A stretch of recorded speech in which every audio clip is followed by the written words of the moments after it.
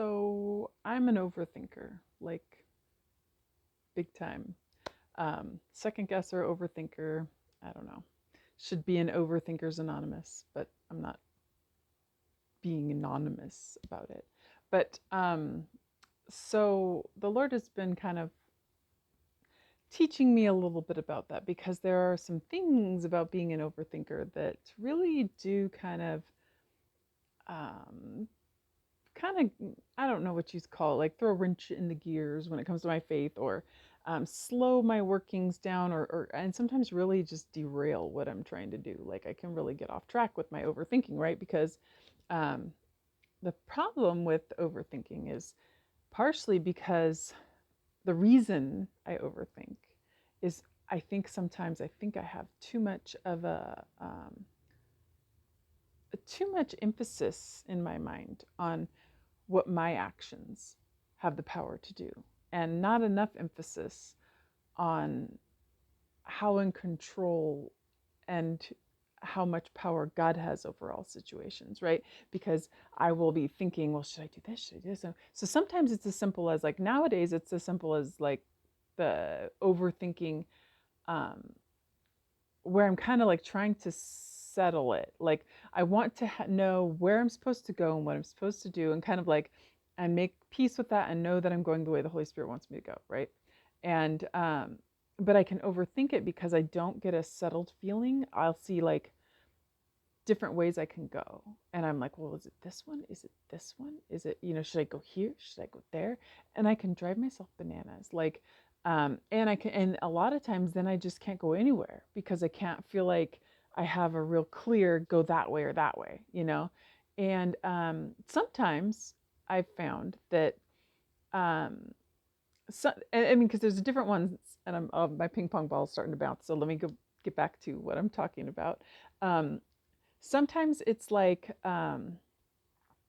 both of the choices that I have ahead of me or that I'm trying to make or decide between are things that they're both are God honoring. There's no reason to believe one is necessarily better than the other. I don't have a check in my spirit about anything. But it's just like I don't have a really settled like, yes, this way. I mean, sometimes I think that it's because either way is okay, right? The Lord will go either way. Like the Lord will show up in either thing. And sometimes if it's like something that it's like, um, I really am hoping for a breakthrough in some area of my life, and I'm trying to choose these things like when the Lord, like I love the passage. There's a passage in the Psalms where it talks about the blessings of the Lord will pursue you or overtake you. Like basically that's what it means. Like they will, like you can't like, whoops, I guess I missed that blessing. When it comes to certain things, there are certain things God opens what no one can shut and shuts what no one can open. And so there are things that I feel like if I make the wrong choice, I'm going to miss it. But the Lord is so totally able to steer my thinking, even if I'm not aware of Him doing so. And so sometimes when I'm overthinking, I just stall myself because I'm like, I can't make a decision. And no matter what decision I make, there's going to be stuff that's not perfect because that's the way this world is, right? Like one of the biggest struggles I had with this more recently was when I had a medical thing. I had lung collapse and I just did not want to be at the hospital. I did not trust them. I ended up doing, like, I just felt trapped and I couldn't make a decision because, like what they were telling me. And I ended up getting this procedure that, looking back, part of me is like, I really wish I hadn't done it. But I also remember in that moment really praying ahead of time. And I remember the reasons why, like, because I'd had, like, by that time I had 3 or 4 chest tubes put in. And I was like, I cannot take another chest tube. I have to get this procedure. And so, anyways, it caused a lot of problems. But I don't think that means I made the wrong decision. I think there would have been problems no matter what the decision I had made. Like, I think that the Lord was in it nonetheless, because there are so many things that have come out of that the Lord has really worked in my heart. And some of them were things that were just in me and my spirit that needed to be wrestled out. Um, but, and sometimes it's just simple things, like just having that faith that if I choose to focus my time and energy on this thing, that I'm not doing the wrong thing because maybe there was something better I was supposed to be doing, like kind of thing. And anyways, I know that that's just like one small aspect of this, like this overthinking thing, because there's so many different reasons why I overthink sometimes. And a lot of times it's also because I'm struggling with faith, right? Because I will have something where I'm praying and I'm making a decision, and I kind of have already made the decision. I've already felt like, okay, I know that this is the way I should go, or I'm pretty sure this is the way I should go. But I don't have like a surety, right? Like I don't have like Jesus didn't bodily stand before me and go, yes, go this way. And that's so I'm just like I'm still doubting a little bit. And it's so hard for me to just push past that sometimes. But if I don't ever like the Holy Spirit doesn't really always show up until I start going, like until I start doing or making that decision. And okay, I've made this decision. Now I'm committing to it and I'm going to get up and start doing it, right? I'm not going to keep thinking about it because because of my second guessing kind of nature, like I'll start doing something and I'll go, wait, maybe it would be better to do this. Maybe it would be better to do that. Well, I should have done this first. Or and this is also like a part of the autism ADHD thing, just sequencing. It can happen with simple things. Like I just get where I start to do one thing and then I'm like, oh, maybe I should do that first. And then I'll do all these things where I like, oh, I should do that first. I should do that. And then by the end of the day, I haven't really accomplished hardly anything I intended to because I keep getting distracted by the things. And it happens to me spiritually as well, where sometimes I'm like, well, maybe I should do this first. Maybe like I'm going to take an action and do a thing. And let's say I want to make a video or something like this. Like I want to start my YouTube channel or I want to do whatever. But maybe I feel like, well, maybe I need to make sure that I've reread the Bible, and so that I really have a good solid thing. And maybe I should go to this thing at this church first. Well, but first maybe I should, and it's like I'll kind of like act like there's so much like it's all in my power, and so I really have to make sure I make the right decisions instead of like trusting that, okay, I'm going to just start doing it and the Lord will show. If I need to read more of the Bible, if I need to know some of this stuff, if I need to, then the Lord will bring me to that place. And if I go to that place and it's like, I should have prayed first, the Lord can provide little pockets of time. When I was at the hospital, there were times where I finally just said, I just need a minute. I need to pray. Like, I just don't know which way to go.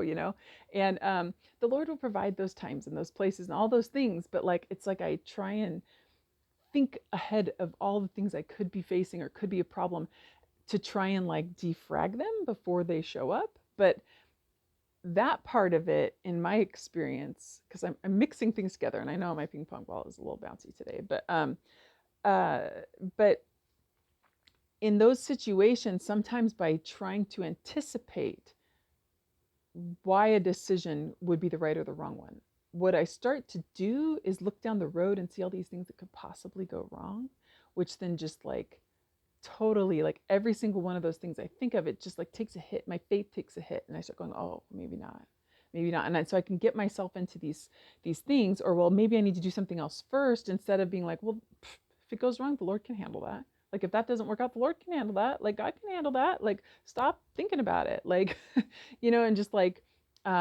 really like having that, catching myself when the thought loops start, when they're going beyond, because there are some times that the Lord will give us some things that we have to think on to make decisions. A lot of times, most of the think time that the Lord really brings me into isn't so much about what I need to do or that. It's more about who he is and how I'm being and my, something in me. Very rarely is it about my behavior. Sometimes early on more so, um but that's one kind of overthinking. But then there's this other kind of overthinking that I remember, especially from my early Christian days, like when I was coming out of like drug addiction, and I was younger, and so I was still struggling with a lot of stuff.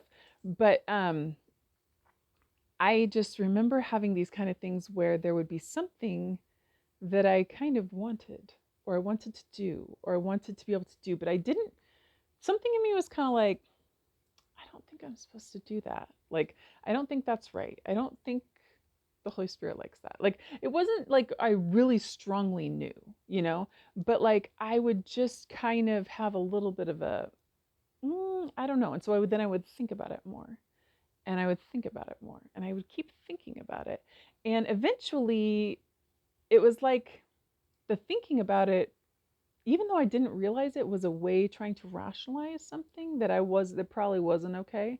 And it's like But by thinking about it and giving it so much airtime in my head, it would allow that thing that I'm wondering about, that thought, to become a desire. And then once it becomes a desire, it's a whole lot harder to stop thinking about it. Like, let's say it's something like a dating thing. Like, I really want to be in a relationship. I want to meet somebody. I want to find somebody and get married, right? Something like that, And then it would be like, but I don't know if that's what the Lord wants for me. And, but then I would think about it more and think about it. And then it starts to like, because I'm thinking about it so much, then I'm like, I really want that, And then it's like, I start kind of going, well, let me, kind of see if I can see if that's what the Lord wants for me, right? But really I'm going, let's see if I can make that happen, And then that's, to me, there's like early on there was a passage in James that I just used to have like written everywhere. Like I kept it in my car, on my mirror, on my wall. I had it everywhere. And it's James 1, let me see, what is the 14, 15? Let me see. I highlight so much in James. What does it say? 13 through 15, I think.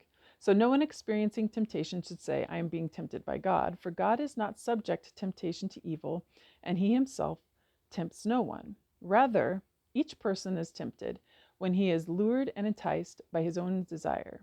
Then desire conceives and brings forth sin. And when sin reaches maturity, it gives birth to death. And it was just like that passage made me understand that, like, when those thoughts, when I let that overthinking, those thoughts that I'm kind of like pondering and wondering, but I kind of know maybe are not a good idea, like when I let them percolate for long enough, it's like eventually they will become a desire. And I love the way it just says that. And when desire conceives, it gives birth to sin. And sin in turn gives birth to death. Like it's like I have this option, I have this seed that's sown that by the wondering about something. And then if I let it sit in the dirt long enough, it's going to sprout and it's going to bear fruit that I don't want in my life. And it's like, so sometimes with those things, it's just like the simplicity of going. And so for me, my life is very much, I mean, I'm autistic, so I have very structured things that I always joke like with people. I'm like, oh, I don't make those decisions. I either like, yes, I always do that, or no, I never do that. Like I'm so bad with decisions. I like to have structure. But so for me, my structure of my life would change because there are things that I'm like, okay, that's just a no, never. Like I'm not even going to go there. I'm not going to think about it anymore. Like I'm not going to let that, because if I have to think about that every day, I'm going to be opening myself up to that possibility of a seed for something being sown. And I already know there's some seeds from my days, my prodigal days, that I already know very well what fruit they bear, and I don't want it. And so there are just some things that I do that but for the most part, I've noticed that when I catch myself overthinking, then those are the times that I need to really analyze, okay, what am I thinking about? And am I allowing something to take root in my thoughts that doesn't belong there? And this is part of that, taking my thoughts captive to make them obedient to Christ. Because for me, when I'm really doing what I'm supposed to be doing, when I'm following the Lord well and I'm having that peace, I don't have to overthink about things a whole lot. Like I can make a decision and not feel like, did I make the right one? And not go back and forth and regret. And even if it goes badly, not regret, I might be like, Lord, did I do something wrong? Like just let me know where I went wrong here so that next time I don't fall into this hole again. But it's not like, it doesn't take a whole lot of like ruminating anymore, like, because I know the Lord is in control of those things, and I know that um, he can guide me, and I don't have to like make all the decisions and figure it all out. And so anyway, that's some of the overthinking problems that I wanted to mention, I guess. I feel like some days, like sometimes I'll go back and watch my videos. I don't often do, but sometimes I'll go back and I'm like, okay, yeah, that was out of control. My ping pong ball was all over the place. That's what I call my brain, because it just bounces all over. There's so many incorrect things. But sometimes I'm like, I feel like it's so discombobulated and disconnected. And I go back and I'm like, oh, yeah, okay, that made sense. But I don't know which one this is, because it just felt like there's so many other thoughts that keep popping up. So